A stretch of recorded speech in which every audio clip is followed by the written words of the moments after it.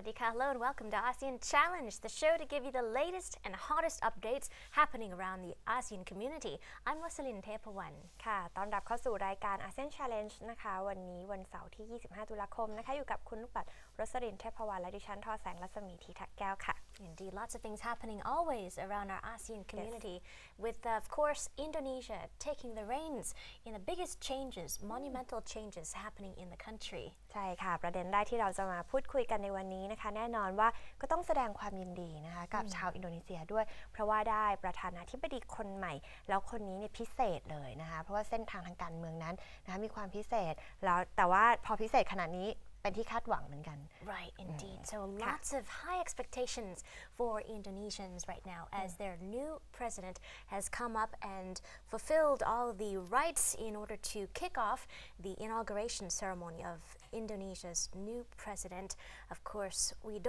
Joko Widodo has taken the reins now of Indonesia, set to change and pretty much pivot the direction of the nation because he's the first leader of the country who's not from a political or from the military elite divisions, and so this is very much a big change for Indonesia indeed. ใช่ค่ะก็ถือว่าเป็นการเปลี่ยนแปลงครั้งสำคัญของอินโดนีเซียเลยนะคะเพราะว่าคุณโจโกวีนะคะหรือที่ชื่อเต็มคือโจโกวิโดโดนะคะแต่ว่านักข่าวก็จะเรียกกันว่าโจโกวีนะคะมีเส้นทางทางการเมืองที่น่าสนใจคือเขาไม่ได้มาจากตระกูลนักการเมืองไม่ได้มาจากชนชั้นที่เป็นว่าชนชั้นนำเพราะว่าถ้าใครจำกันได้เนี่ยทางด้านของอินโดนีเซียก็ถือว่าอยู่ภายใต้การปกครองของผู้นำคนเดียวมานานเหมือนกันนะคะตอนนี้ก็เปลี่ยนผ่านมาอยู่ที่คุณโจโกวีแล้วก่อนกว่าจะได้รับตำแหน่งประธานาธิบดีต้องสู้กับนายพลอีกคนหนึ่งที่เป็นคู่แข่งนะคะบอกโกงผลการเลือกตั้งหรือเปล่านะก็มีหลายอย่างนะคะก็ก้าวขึ้นมารับตำแหน่งนี้ก็เป็นบรรยากาศที่ประชาชนเขาได้เฉลิมฉลองนะคะต้อนรับผู้นำคนใหม่ค่ะ Indeed, before his inauguration, it seems, as you mentioned, there was a lot of debate, you could say, about who really won the election because his opponent, Prabowo Subianto, yes, had called for a re-election because of claims of election fraud, but that didn't happen, and that, as a result, Joko Widodo, or as many call him affectionately, Widodo, had joined the crowd here and taken up the inauguration ceremony. And his dramatic ascent to the country's top job indeed secured wide support from Indonesians all around the country because of his new policy. He wanted the top courts, this is one of them, to overturn legislation that makes it more difficult to investigate lawmakers for graft. Just one example of his fresh approach to politics, to the judicial branch and to the administration. นะคะก็ถือว่ามีความสำคัญนะคะเพราะว่าพอคุณโจโกวีเข้ามาก็อย่างที่บอกไปว่าพอพื้นฐานทางการเมืองมาต่างกันเนี่ยความคาดหวังก็ต่างกันไปด้วยนะคะคือมาแบบอะไรที่เคยผูกขาดอำนาจหรือว่าการปกครองภายใต้ยกตัวอย่างประธานาธิบดีซูฮาโตเนี่ยครองอำนาจมาตั้ง32ปีนะคะก็ก่อนจะก้าวลงจากตำแหน่งนะคะทำให้ตอนนี้วัฒนธรรมการเมืองการปกครองเปลี่ยนผ่านมาเป็นประเทศประชาธิปไตยมากยิ่งขึ้นแต่ว่าก่อนหน้านี้ก็ลำบากนะคะเพราะว่ามีเรื่องของระบบราชการที่เก่าไปด้วยนะคะเต็มไปด้วยคอร์รัปชันนอกจากนี้เนี่ยนะคะก็มีการเปลี่ยนแปลงวิธีการออกกฎหมายนะคะทำให้เกิดการทำทุจริตเพราะฉะนั้นวิโดโดเข้ามาเนี่ยก็ต้องมาแก้ไขกฎหมายที่เคยถูกแปลงมาแล้วในยุคก่อนหน้านี้ที่ทำให้เกิดการคอร์รัปชันนะคะ Right, it seems Widodo has a lot of work to do coming up because before him it seems Suharto had ruled the country for 32 years. He was the former general who had ruled with an iron fist, you could say, for several decades before he was overthrown. So, indeed, Indonesia has transformed itself with its new presidency into a younger democracy with more open political debate, wide-ranging approaches to freedom. And still, though, there's lots of things to clean up, it seems, because bureaucracy and deep-rooted corruption has still been infesting the country for quite some time. So Widodo has a bit of work ahead of him, but it seems that the first things he has to do would be, for example, to attend two important events. So within the next few weeks, he's going to be taking up office, of course, and also joining the international limelight, the international stage with the Asia-Pacific Summit in Beijing, and later the G20 Summit in Australia. So a lot of things to do. นะคะเข้ามาก็มีคำกล่าวว่าอาจจะไม่ได้เจอกับช่วงเวลาฮันนีมูนต้อนรับ นะคะกับความยินดีสักเท่าไหร่เพราะว่าข้อแรกก็คือมาเปลี่ยนวัฒนธรรมการปกครองตั้งแต่ยุคเผด็จการนะคะอาจจะเรียกว่าอำนาจนิยมหรือผูกขาดทางอำนาจก็ได้จากทางประธานาธิบดีซูฮาโตนะคะเปลี่ยนกฎหมายเปลี่ยนแปลงนะคะระบบวัฒนธรรมข้าราชการใหญ่โตอุ้ยอ้ายก็ต้องเปลี่ยนแปลงไปด้วยแต่ว่าสิ่งที่ใกล้เข้ามานะคะแล้วก็คือการประชุมสำคัญระดับนานาชาตินะคะทั้งการประชุมระดับเอเชียแปซิฟิกที่ประเทศจีนนะคะถัดไปก็คือการประชุม G20 ที่ออสเตรเลียก็ถือว่าสำคัญนะคะเพราะว่าต้องไปแสดงวิสัยทัศน์แต่วิสัยทัศน์ดังกล่าวเนี่ยมันต้องมาจากแนวทางแก้ปัญหาที่เกิดขึ้นได้จริงด้วย Right, indeed. And apart from that, he has to work to maintain Indonesia's growing economy because Indonesia is considered one of the economic powerhouses of Southeast Asia. And so to keep that machine running, to keep that gaining momentum, it seems there's a lot of work to do in that front as well.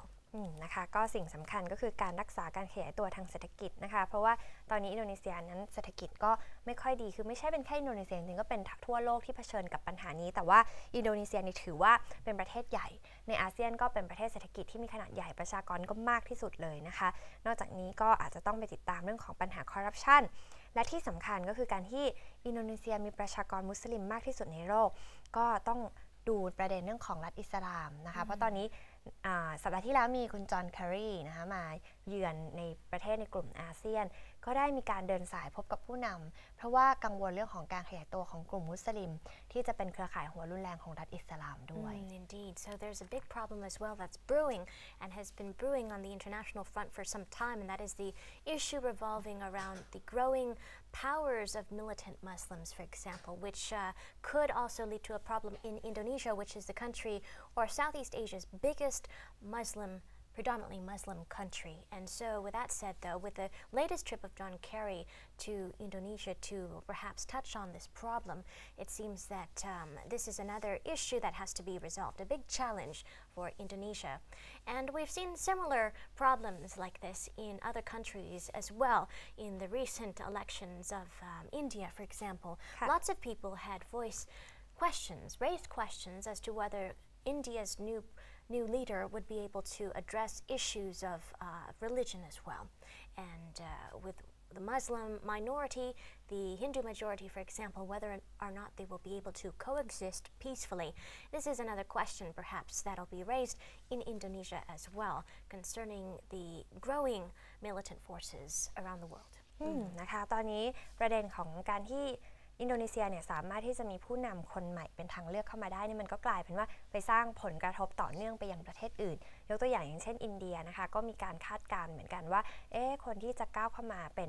ประธานาธิบดีเนี่ยคนใหม่หรือว่าคนที่แบบกำลังทำงานอยู่เนี่ยนะคะควรจะจัดการกับประเด็นความขัดแย้งอย่างไรโดยเฉพาะเรื่องของชนชาตินะคะทางอินเดียเองก็มีการปะทะกับชนกลุ่มน้อยนะคะที่เป็นอิสลามเหมือนกันแต่ว่าคนละนิกายอย่างเงี้ยนะคะก็มีการปะทะตามแนวชายแดนอย่างเช่นที่แคชเมียร์ที่มีปัญหาเหมือนกันเพราะฉะนั้นนะคะประเด็นดังกล่าวนั้นก็กลายเป็นว่าตอนนี้ทั่วโลกจับตาประเทศที่มีกลุ่มมุสลิมอยู่มีรัฐอิสลามอยู่นะคะก็ดูแต่อินโดนีเซียเนี่ยตอนนี้ประสบความสำเร็จแล้วมีผู้นำขึ้นมาแล้วก็เลยทำให้อินเดียซึ่งเป็นประเทศถัดไปอาจจะมองแล้วก็คาดหวังว่าจะให้มีการเปลี่ยนแปลงเหมือนกันนะคะ Indeed. But with Joko Widodo being a very you could say modern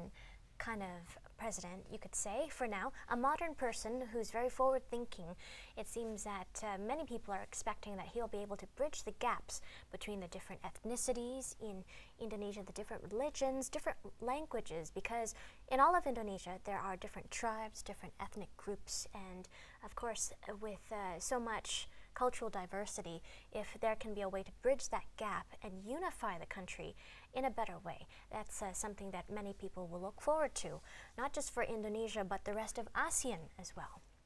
as we approach the AEC.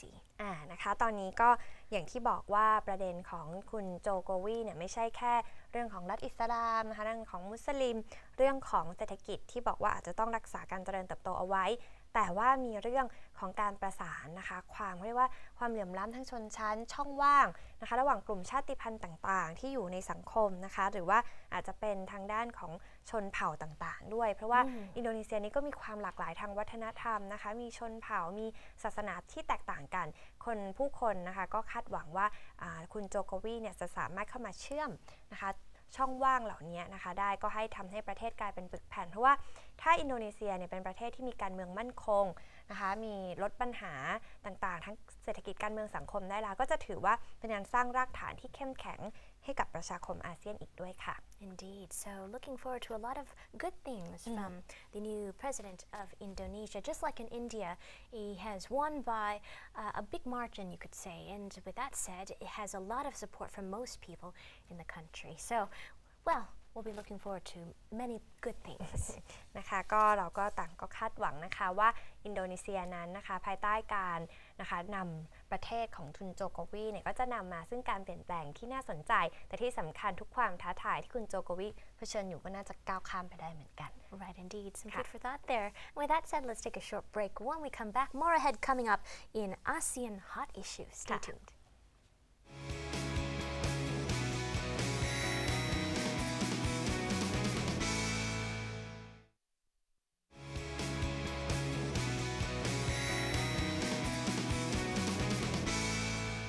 Welcome back to the show. On to ASEAN Hot Issue. Lots of interesting updates for you this week. นะคะก็กลับเข้ามาในช่วงที่2ของ ASEAN Challenge นะคะในช่วง ASEAN Hot Issue นะคะมีประเด็นอะไรบ้างต้องติดตามกันหน่อยเพราะว่ารอบสัปดาห์ที่ผ่านมาเรียกได้ว่ามีหลากหลายประเด็นนะคะบางทีเรื่องบางเรื่องเนี่ยไปเกิดขึ้นในฝั่งยุโรปนู่นนะคะแต่ว่าก็มีความเกี่ยวโยงกับภูมิภาคอาเซียนเช่นเดียวกัน Right, indeed. So starting off, first and foremost, some updates and follow-up news on the search for the missing Malaysia Airlines flight MH370.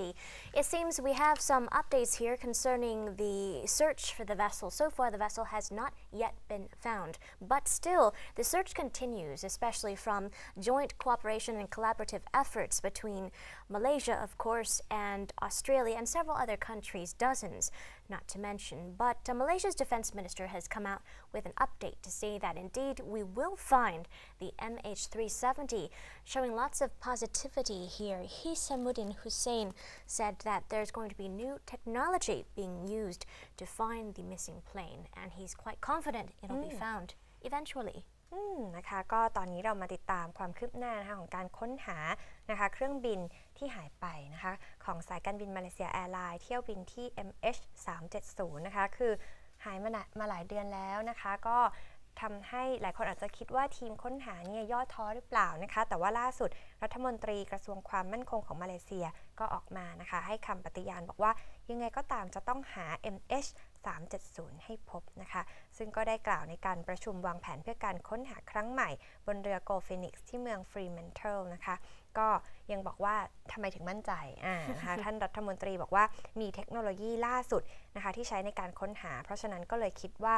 น่าจะค้นพบเครื่องบินที่หายไปแน่นอนค่ะ Right, he says the new technology that they'll use to search for the missing plane has given many people a moral boost that the plane will be found. So he's right here standing on the Fremantle, Go Phoenix, they said, and addressing an audience here involved in this search. He says in his own words, "We cannot give up hope. We must continue to hope, for sometimes hope is all we have.We will find MH370, and as always, my deepest sympathies and kindest thoughts remain with family members, wherever they may be." So he said this aboard the Go Phoenix, which was in port for resupply after 10 days of conducting underwater search operations. It's been 8 months now since the plane went missing, but still, despite the plane possibly being at the bottom of the Indian Ocean, it seems that various authorities are quite positive because of the latest technology they will use to find not just the crash site itself, but possibly the bodies or remnants of the 239 passengers and crew on board who also went missing. นะคะก็สิ่งสำคัญที่ท่านรัฐมนตรีได้พูดถึงนะคะก็คือนะคะการที่จะเข้าไปค้นหานะคะคาดการณ์ว่าเบาะแสที่มีการออกมาประกาศในรอบใหม่เนี่ยคิดว่าเครื่องบินยังไงก็จมลงไปใต้มหาสมุทรอินเดียแต่ลึกมากๆนะคะคือเครื่องมือเทคโนโลยีที่เคยเอามาใช้เนี่ยอาจจะลึกไปไม่ถึงแต่ว่าตอนนี้ก็พัฒนากันมาเรื่อยๆนะคะซึ่งเรือ Go Phoenix นั้นเนี่ยก็ได้เข้ามาช่วยค้นหามา10 วันแล้วนะคะก็จะดำเนินการค้นหาต่อไปเรื่อยๆแต่ทั้งนี้นะคะท่านรัฐมนตรีก็บอกว่าทุกครั้งที่นึกถึงทั้งผู้โดยสารที่สูญหายญาติๆของผู้โดยสารก็ทำให้รู้สึกว่ายังไงก็ต้องหานะคะเครื่องบินที่สูญหายไปนะคะลำนี้ให้เจอค่ะ Right, there you go. So the latest updates on the MH370 search rescue efforts, and we'll keep you posted on more developments to come from that front. Meanwhile, we go from Malaysia over to China and Vietnam now. Over the past several months, if not years, it seems that the dispute between both countries has been escalating. Things have been quite tense. But from the recent meeting of ASEM, the ASEM 10 summit, it seems like the bridge has been mended to a certain extent. นะคะก็ลองมานะคะติดตามเรื่องต่อไปกันดูนะคะในเรื่องของการประชุมอาเซียนนะคะครั้งที่10แล้วเนี่ยก็มีรอบนอกนะคะก็คือมีหลายชาติไปเจอกันแต่ว่ารอบนอกน่าสนใจเพราะว่าเวียดนามเนี่ยได้พบกับจีนใครจำกันได้ก็จะรู้ว่าเวียดนามกับจีนเนี่ยปะทะกันมาในตั้งปีนี้ตลอดเลยนะคะเรื่องของข้อพิพาทน่านน้ำแต่ว่านี่ก็ถือว่าเป็นครั้งแรกที่ได้มาคุยกันด้วย Right, so on the sidelines of the ASEM summit here, they were able to speak and chat, and it seems, according to the Chinese Premier Li Keqiang, he says that during the sideline meetings, the relationship between China and its southern neighbor Vietnam has come back on track as a result of discussions over the sideline meetings, which we have yet to determine. But altogether, that is good news, as Vietnam and China had undergone lots of clashes and some violent, some not, over the past few months or year, not to say the least. นะคะก็อาจจะยังไม่ได้มีข้อชัดเจนออกมานะคะว่ามีข้อตกลงอะไรกันบ้างแต่ทั้งนี้ทั้งนั้นก็เป็นสัญญาณที่ดีเพราะว่าคุณลีกวนยูเนี่ยนะคะก็เป็นผู้ออกมาเป็นคนกลางออกมาพูดนะคะว่าความสัมพันธ์ระหว่างจีนกับเวียดนามเนี่ยน่าจะมีทิศทางที่เริ่มจะดีขึ้นนะคะเพราะว่ามีการพยายามหารือว่าจะผลักดันถึงข้อตกลงที่จะคลี่คลายปัญหาด้วยความละมุนละม่อมนะคะก็น่าจะส่งผลดีต่อความสัมพันธ์ระหว่างเวียดนามกับจีนค่ะ Right, but we do have a little something, a little piece of the discussion here from their sideline talks. They had decided to solve maritime dispute problems and enhance practical cooperation between both countries, but the details we have yet to determine. But so far, that's good news for the two nations, where we've seen lots of clashes and protests break out in Vietnam, anti-Chinese sentiments in Vietnam, and also, you could say, aggressive Chinese behavior in the South China Sea sites. นะคะก็จะเห็นได้ว่าเรื่องนี้ถือว่าเป็นทิศทางที่ดีนะคะเพราะว่าจริงๆแล้วต้นเหตุของการปะทะกันหรือว่าข้อขัดแย้งที่เกิดขึ้นระหว่างจีนกับเวียดนามนั้นเนี่ยมาจากเรื่องข้อพิพาทเรื่องของน่านน้ำนะคะเช่นบอกว่าเรือเวียดนามลุกเข้ามาน่านน้ำจีนหรือเรือจีนออกไปแล้วก็มีการปะทะกันที่น่านน้ำนั้นนะคะแต่ว่าการปะทะกันที่ท้องทะเลเนี่ยกลายเป็นว่าทำให้ชาวเวียดนามที่อยู่ในจีนหรือว่าชาวจีนในเวียดนามเองต้องประสบกับปัญหาการประท้วงการต่อต้านนะคะทางเชื้อชาติของจีนเนี่ยอย่างโรงงานก็ต้องปิดหรือว่าโรงงานที่อยู่ในเวียดนามเองก็ต้องปิดไปด้วยมันก็กลายเป็นประเด็นจากข้อพิพาททางเรียกว่าความสัมพันธ์ระหว่างประเทศกระทบไปอย่างเรื่องของการเมืองแล้วก็เศรษฐกิจในประเทศอีกด้วยนะคะ Yes, indeed. So they met along the sidelines of the meeting in Italy, in Milan, on Thursday, talking about these particular issues. Who knows? Maybe the tranquil Italian atmosphere had helped to relax the dispute, the tension. งั้นต้องส่งทุกคนไปอิตาลีจะได้มีบรรยากาศดีๆไปด้วยนะคะมาดูเรื่องต่อไปดีกว่า Next up is in Philippines. We go from China and Italy now over to the Philippines for some updates. Aquino, President of the Philippines, President Benigno Aquino on Wednesday had come out to defend the visiting forces agreement with the United States amid calls to scrap the treaty after American serviceman was charged with murder over a Filipino transgender. So that had been a big issue of the past week as well, and the week before because of this violence on a transgender member of the Philippine community at a time where the global movement towards more acceptance of transgenders and the LGBT community has been all the rage, you could say. This has been indeed a little bit of a setback, quite a bit. นะคะก็ตอนนี้เป็นประเด็นเหมือนกันนะคะข้อพิพาทหรือข้อขัดแย้งอะไรก็ตามเกิดขึ้นอาจจะด้วยตัวบุคคลแต่ว่าดันมาจาก2ประเทศใหญ่เนี่ยมันก็มีผลเหมือนกันล่าสุดเนี่ยประธานาธิบดีของฟิลิปปินส์ออกมายืนยันนะคะว่าคดีที่นาวิกโยธินสหรัฐสังหารหญิงแปลงเพศชาวฟิลิปปินส์ก็จะไม่กระทบต่อข้อตกลงทางทหารระหว่าง2ประเทศด้วยนะคะประเด็นนี้มาจากเรื่องอะไรก็คือกรณีที่10 ตรีโยเซฟสกอตต์เพมเบอร์ตันนะคะที่ถ ถูกจับตัวไปนะคะจากเรือ USS เพเลลูของสหรัฐนะคะมาที่ศูนย์บัญชาการกองทัพฟิลิปปินส์นะคะก็10 ตรีเนี่ยเขาก็จะดูแลถึงจะถูกควบคุมตัวนะคะในศูนย์บัญชาการของกองทัพฟิลิปปินส์แต่ก็ใช่ว่าจะถูกควบคุมโดยเจ้าหน้าที่ของฟิลิปปินส์แต่ว่าเขาถูกควบคุมภายใต้การดูแลของเจ้าหน้าที่สหรัฐไปจนกว่าการดำเนินคดีจะแล้วเสร็จนะคะก็ทางการฟิลิปปินส์ก็บอกว่าก็ให้ความยุติธรรมเต็มที่แต่ประเด็นนี้ก็คือเป็นประเด็นที่เกิดขึ้นแต่ไม่เกี่ยวข้องกับความสัมพันธ์ในระดับประเทศ Right, indeed. So a lot of the problems now, of course, revolving around the case are technical issues about where he should be quarantine, where he should be kept, if he should be under the authority of the Philippine court or the Philippine authorities right now, or the U.S. authorities. It seems that this is a bit of a gray area between both countries at the moment, even though the visiting forces agreement have outlined certain rules and regulations, though it seems that the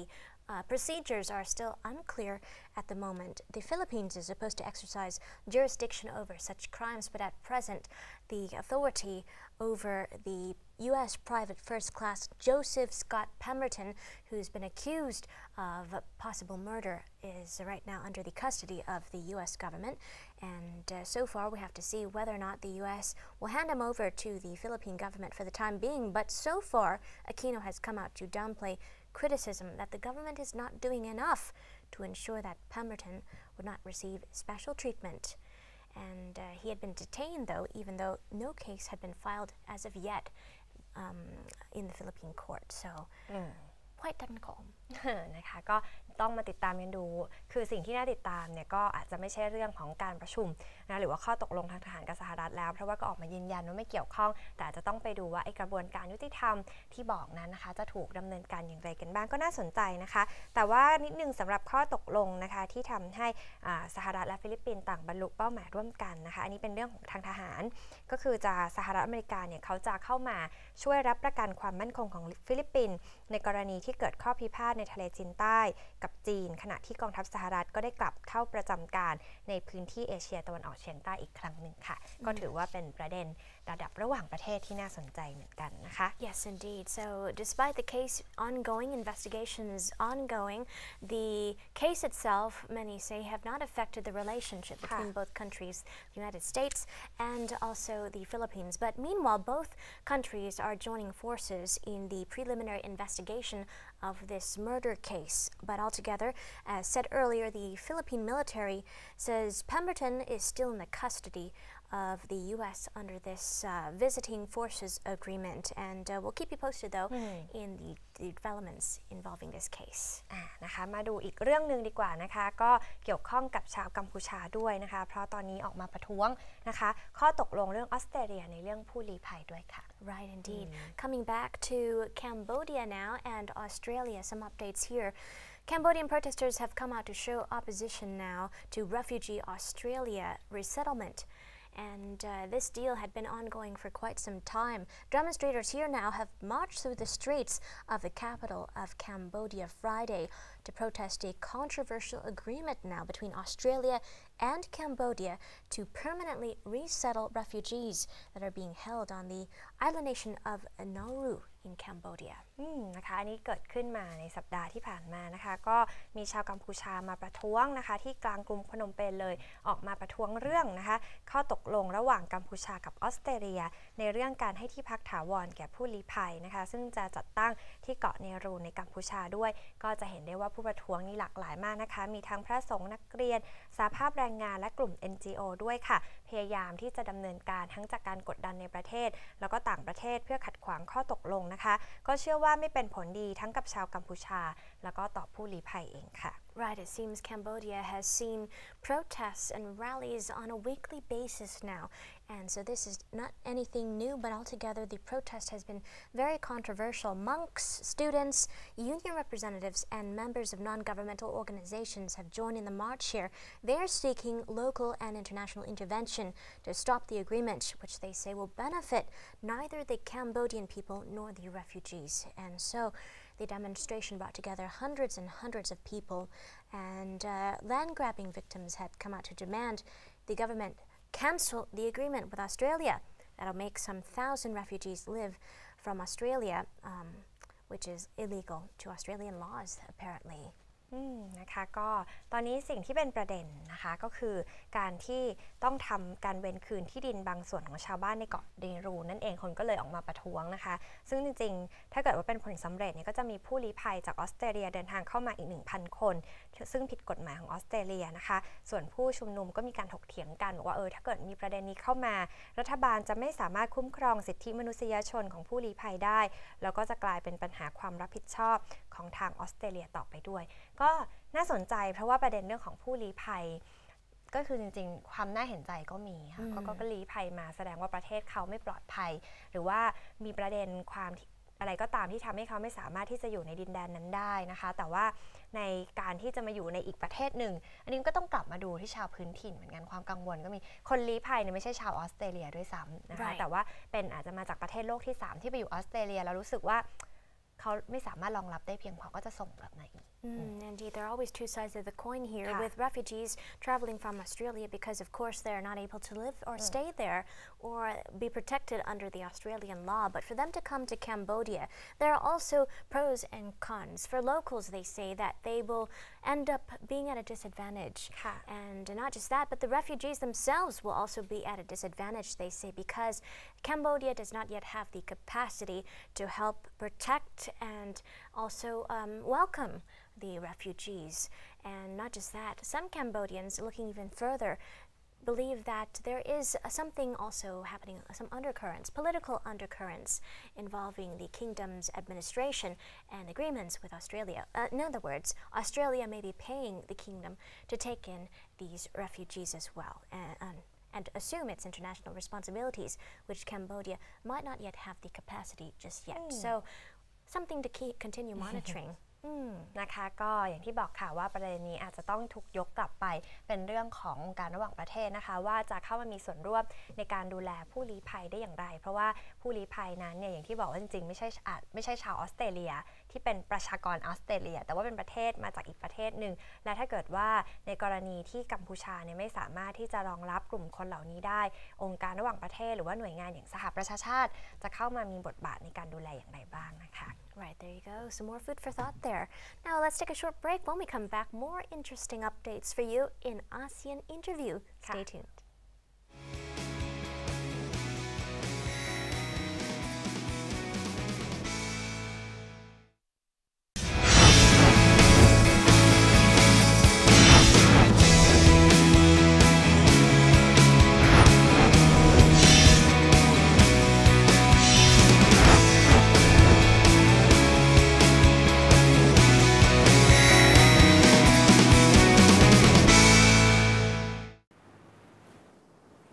Sawasdee krab. Welcome to the ASEAN Interview with me, Brok Hasapak.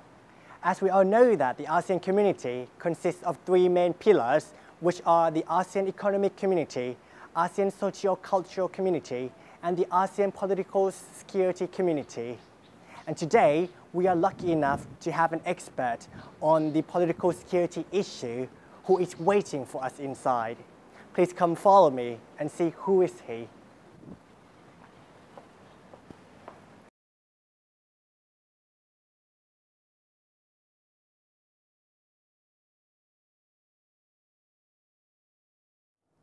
I'm now with our special guest today, the Associate Professor Dr. Panitan Wattanayakon, the Advisor for the Security to the Deputy Prime Minister. Sawasdee krab. Sawasdee krab. Thank you so much for coming here with us today, talking about the political security. How do you think that it is important and how will it affect the Thai and also the ASEAN community? Well, I think the security situation in Southeast Asia is now interconnected, not only in terms of issues in many areas. For example, take the migration issues and economic issues. They are intertwined and interconnected. Also, regional countries like Thailand and Myanmar and other ASEAN members are also interconnected in terms of security. It is now not only Myanmar to be secure, Thailand is to be secure, together with Myanmar also on the same issues. Take a recent issue again. Yes. When we had difficulties in managing the labor migrations and numbers of the foreign workers had to return home temporarily. Yes. It created impact not only to Thailand but to Myanmar as well, or to Cambodia. So, Yes. so these are the new environment where security issues and countries in the same complex, we call a security complex, Yes. have to manage their security issues together. This is why Association of Southeast Asian Nations or ASEAN is very important in terms of becoming a community. Yes. And within becoming a community in the next few months, at the end of This- next year, Yes, next year. the pillars Yes. of the community will be included, of course, security and political Yes, it community. is one of the main three pillars Yes, of the ASEAN APSC, community. Yes. and then of course economic pillar, Yes. the AEC that we are quite commonly known now, Yes. ASEAN Economic Community, and less common known is also the last pillar, The the social and- socio-cultural Yes. community. Together, these three pillars form a fundamental principles of stability and security of all 10 countries. And on top of the 10 countries and which are members of ASEAN, there are various partners. Altogether, almost 30 countries. 30 countries. So apart from plus ASEAN plus 6, we also have other countries Yes. that involve. Plus 3, plus 6, Yes. and plus 1 in US, Yes. China, and others in the security complex, which is of course a forum like ASEAN Regional Forum, which has met 2 months ago, Yes. reflect that kind of concerns and issues. So this is a new world, for Thailand and for ASEAN. The world that they have to cooperate much more effectively in order Yes. to have a common security, in order to manage security issues. They need to change the laws, they need to change the regulations, they need to create an interoperability between interagencies, Okay. police, military, and security agencies, immigration, customs, Yes. labor. It's going to All be the a big challenge. departments, It's going to be a yes. big challenge. So indeed, the picture of the region is more complicated, more challenges. But Yes. on the other hand, you need to ask the question: can we manage our security alone without the rest of the regional countries? Can we manage our issues like national issues alone without cooperation from our friends? It's going to be less likely. Yes, I think it's quite impossible to do so in this context since since the globalization has taken involved in our society and we cannot solve the problems by ourselves. So we also need help from other countries as well. Yes, indeed. And do you think that why Thai people should be aware? Do you think that the problems of the political security has been well aware among Thai people? Well, not to the fullest. Of course, Maybe some just basic information. most people concerned about their own personal security, Oh, yes. safeties of their own beings and safety of their nation. families, or maybe the nation, but they may not look beyond into the regional safety or security. But some are increasingly becoming more aware of, for example, the rise of China, Yes. troubles in the South China Sea, for example. But not too many people look beyond borders, especially in terms of security or political issues. They tend to look more in terms of economic issues. Because But it affects them. yeah, but again, as we mentioned earlier, economic and political issues and security issues are interconnected. Yes. So although they are not looking beyond their personal issues, Yes. the security issues are becoming more non-traditional. Non-traditional. Meaning that it's going to be more involvement of many issues that are affecting people's People. well-being, like drug trafficking, Yes. smuggling, environmental issues. These are non-traditional issues.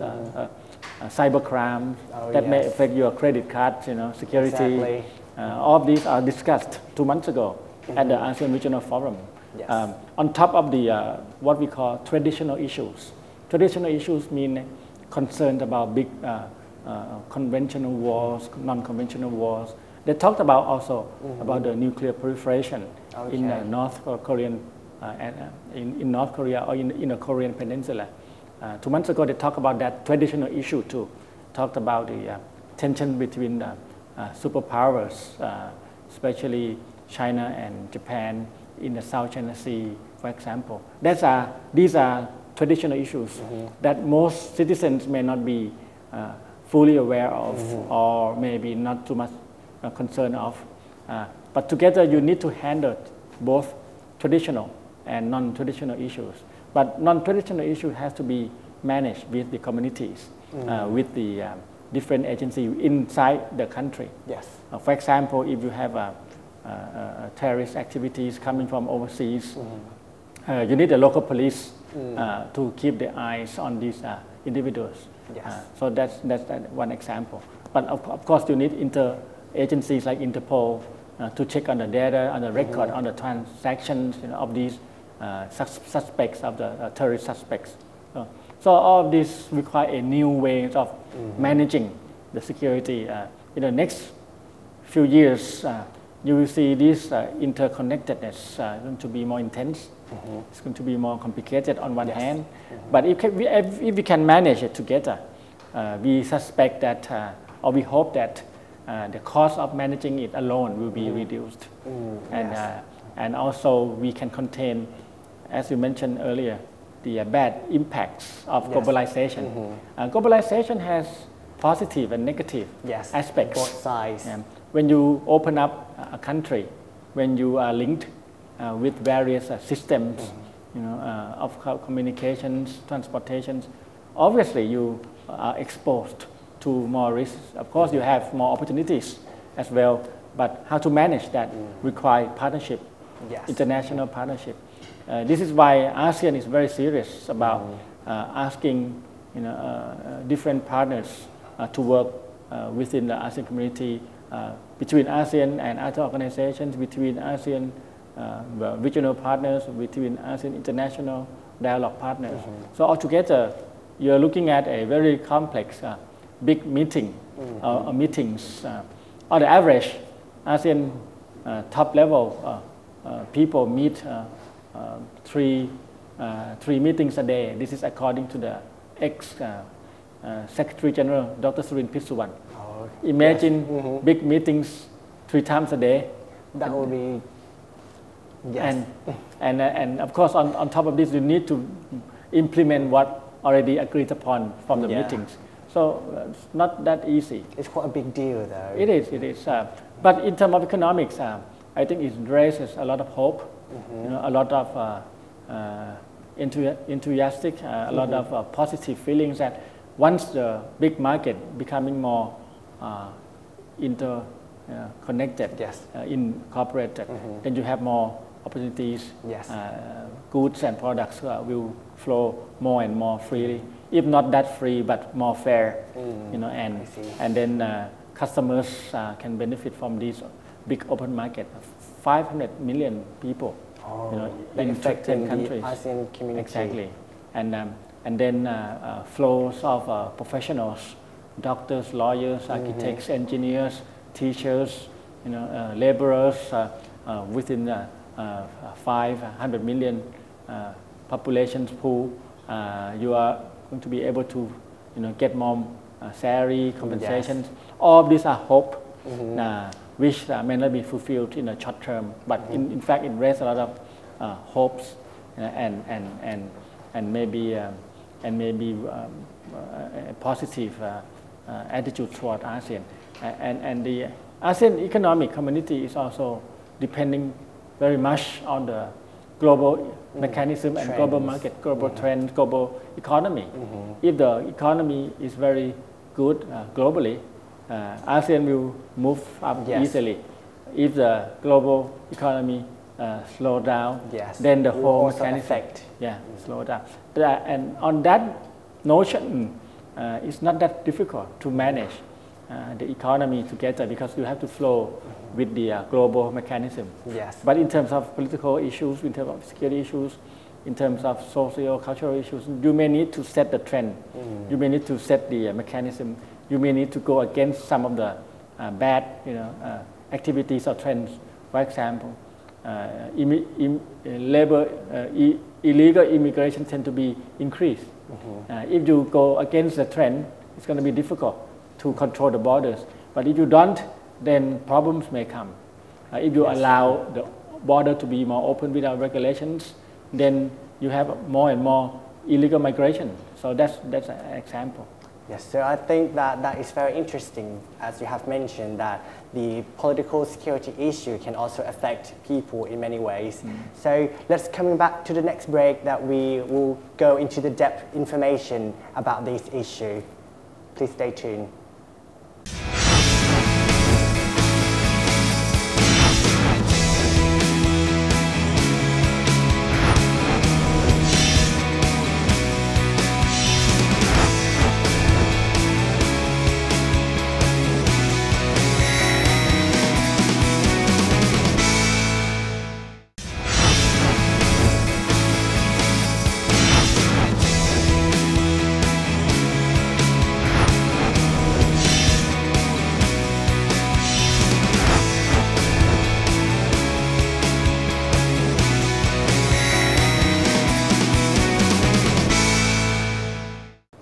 Welcome back to the ASEAN Interview. I'm still with our special guest today, the Associate Professor Dr. Panitan. It's moving to the next question, as you have just mentioned about how important the political security is. I wonder, how would it be possible for the ASEAN community to conduct or to set the new trend in the world? Would it be possible? Well, I think in a way, ASEAN is setting a new trend. Remember, this is the most successful regional grouping besides the EU only in the world. That means ASEAN is setting a new trend among developing countries, becoming a model of cooperation.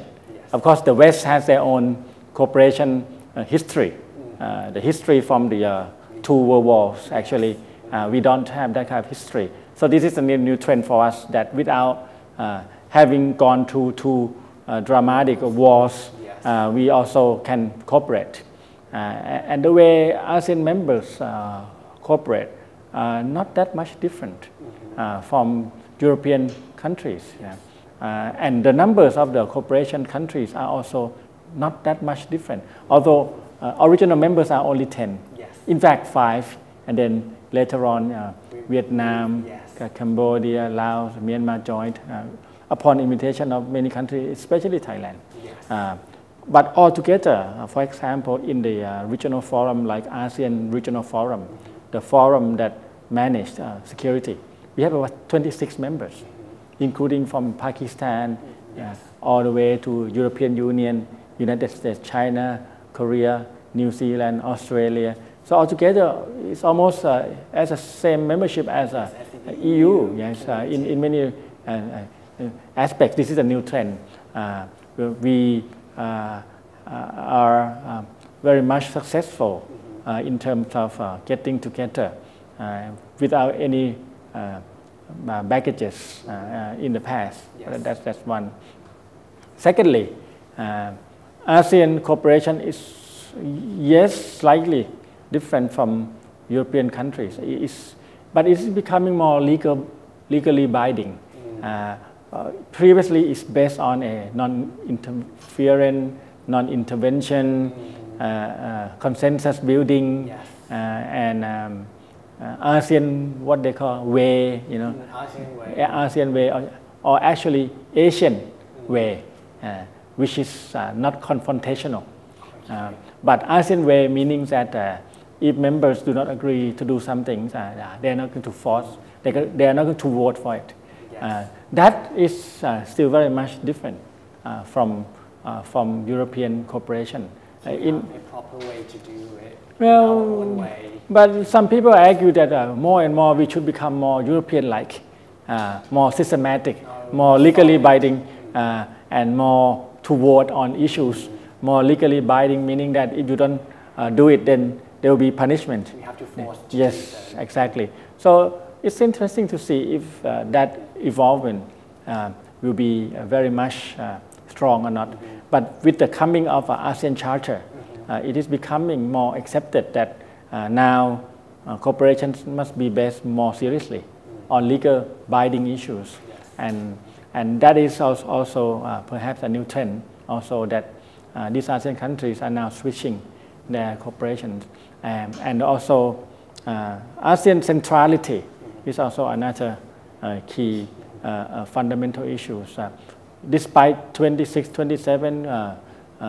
partners, ASEAN 10 countries would like to remain at the center. For example, if they manage South China Sea, they want ASEAN members to be able to set up, the pace. Yes, exactly. But it's becoming very difficult because different interests among ASEAN countries regarding South China Sea, which we can talk about it later. But this is one of the key issues. Maritime cooperation, peaceful cooperation is already discussed. 2 months ago, on August 10, 26 countries came to talk about security issues in a forum called ASEAN Regional Forum. I'm also what they call an expert, an eminent person on the ASEAN Regional Forum from Thailand. Each country appointed 5 persons, which we call EPs. I'm one of the 5 from Thailand. So we submitted a paper to the ARF ministerial meetings. The meetings are represented by the foreign ministers. So they will consider a lot of issues, security issues. This year they look at maritime cooperation, they look at terrorism, they look at cyber crime, they look at natural disaster relief operations, humanitarian disaster relief. They look at the non-proliferation in the Korean Peninsula and preventive, what we call preventive diplomacy, exchanges of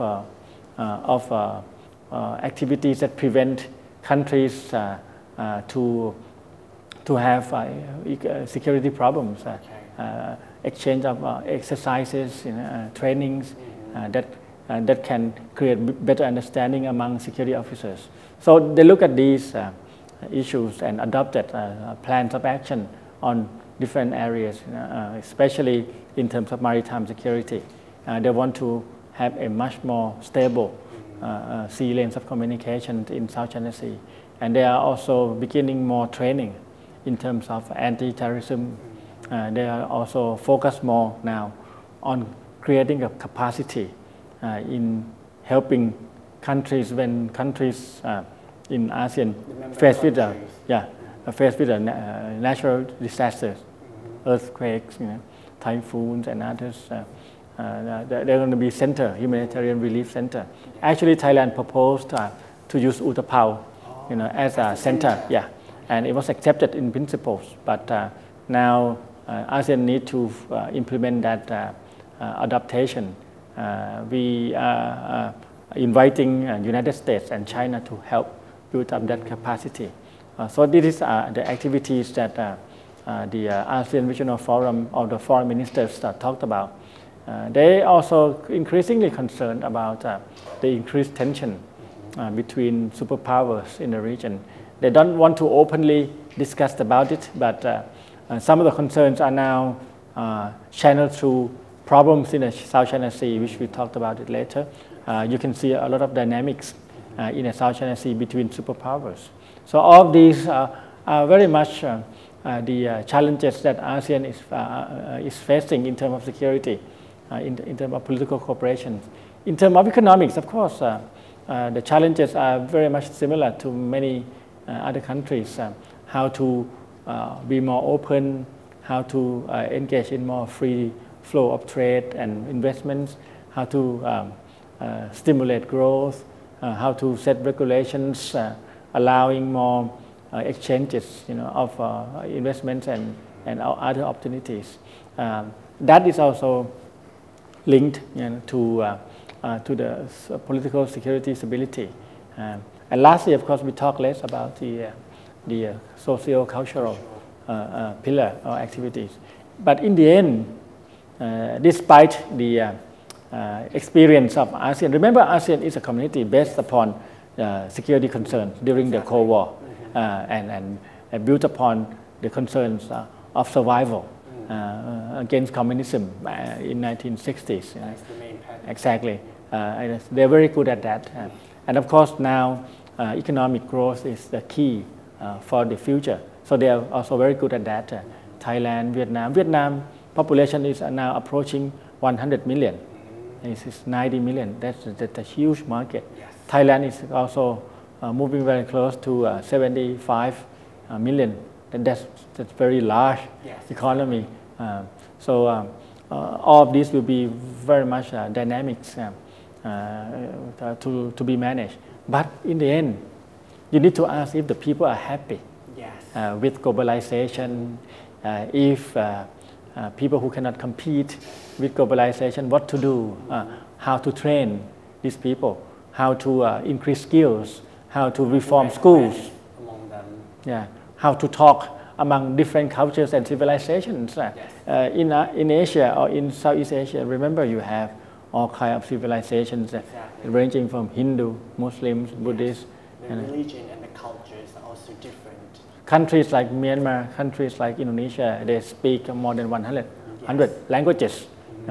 among these tribals. It's a very great diversity, yet they commonly linked together with the desire to grow, with the desire to be more peaceful, with the desire not to have the great power intervenes. But in the end, it's the people that going to be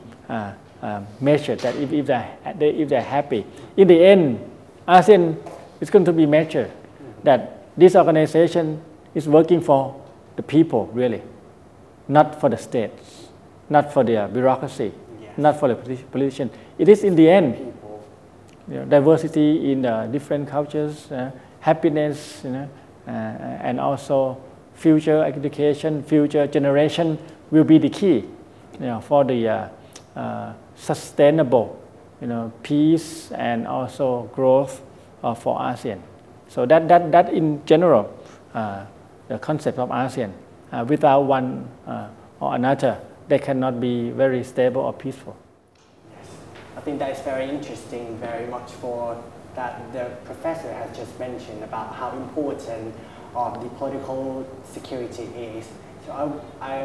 at the end, I would like to say that thank you very much for being here today, and we're going to talk more about the security issue at the South China Sea for the next meeting. Thank you so much for coming, Professor. Thank you.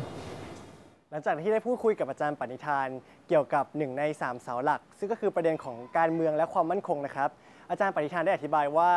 ปัญหาของความมั่นคงแต่เดิมจะเป็นเรื่องเกี่ยวกับการแบ่งเขตแดนหรือการล่าอาณานิคมแต่ในปัจจุบันนั้นปัญหาที่มีความเกี่ยวข้องกับความมั่นคงจะมีหลากหลายรูปแบบไม่ว่าจะเป็นปัญหาที่เกี่ยวข้องกับการดำรงชีวิตปัญหาสุขภาพปัญหาโรคระบาดหรืออาจจะเป็นปัญหาต่างๆที่เกี่ยวข้องกับภัยพิบัติดังนั้นประเทศไทยเองจึงให้ความสำคัญในการที่จะเป็นตัวกลางในการช่วยเหลือประเทศต่างๆไม่ว่าจะเป็นในเรื่องของการให้ความช่วยเหลือทางด้านงานวิจัยหรือการเผยแพร่ข้อมูลรวมไปถึงการประสานงานกับหน่วยงานที่เกี่ยวข้องอื่นๆนะครับเพื่อจะทำให้ประเทศไทยมีความมั่นคงมากยิ่งขึ้นแต่ในความเป็นจริงแล้วการแก้ไขปัญหาความมั่นคงจะเกิดขึ้นไม่ได้เลยหากปราศจากความช่วยเหลือจากประเทศต่างๆ